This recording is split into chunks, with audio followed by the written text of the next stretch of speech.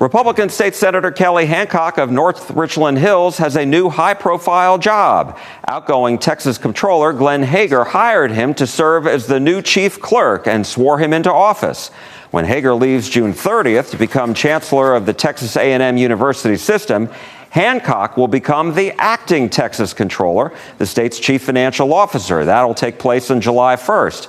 Hager served in the position for 10 years, and this is a rare opening for a statewide office.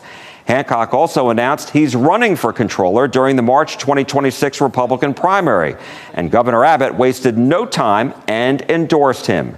It's a crowded Republican primary. Hancock will face Railroad Commissioner Christy Craddock and former state senator Don Huffines of Dallas. I asked Hancock how this all developed and why he wants this job. Yeah, Jack, it's a great job. And I mean, all the really vital things, the big things are important to Texas and Texas taxpayers. You'd be surprised how many of them rest here in the comptroller's office. I mean, you take everything we've done along the border, you know, the building of the border wall, all that flow of revenue is coming through the comptroller's office. The federal government's talking about reimbursement to Texans and Texas taxpayers. And so we look forward to taking those federal dollars and replacing state dollars with federal dollars and able to get those dollars back to Texas taxpayers. And then, the latest thing this last session, when we passed that education as savings account, providing educational freedom, which has been something I've pushed for 30 years as a school board member, as a legislator, and of course now those are going to be implemented through the comptroller's office. So this is just a great place to be right now.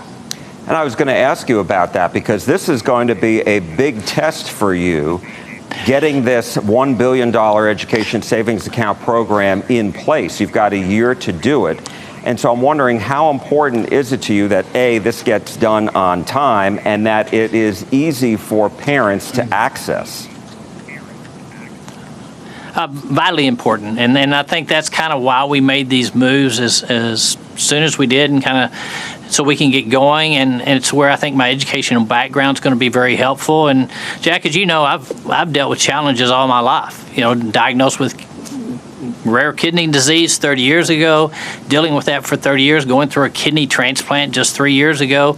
And, I'm used to being challenged and challenges, and I'm excited about it and thrilled to be working with Governor Abbott, which I know this was a big part of his program. He was very concerned making sure that we get these education savings account out and available to the public and very transparent, and the accountability is there. So I'm excited about it. After you were sworn in, you quickly announced that you want to keep this job permanently, and so that you are running in the Republican primary in March in 2026. And Governor Abbott quickly endorsed you, but you've got two competitors already, Yep. Former State Senator Don Huffines of Dallas, who you serve with in the state Senate, and then also the Railroad Commissioner Christy Craddock. What separates you from them? Why do you think you are best suited for this job over them? Jack, I'm really the only one that has ever put together a budget. I worked on Senate Finance for 10 years and put together a budget. I worked in Article 3, which is education. I'm a small business owner, so I can relate to the average Texan in this office and understand what customer service is all about. So, I don't think any other candidates have the experience that I had. They don't have the education experience with school boards. And one of your competitors, Don Huffines, said today on X, he said, quote, "The political elite are manipulating the system to install another go-along to get-along lapdog as state controller." What's your response to that? Yeah. Oh, Jack, you've known me a long time. That's probably the last thing I am. I mean, I can relate with the average citizen as much as anybody. Robin and I started our own business from scratch. I mean, we got down to very little in the bank, where she's wondering if this business is ever going to actually make a profit.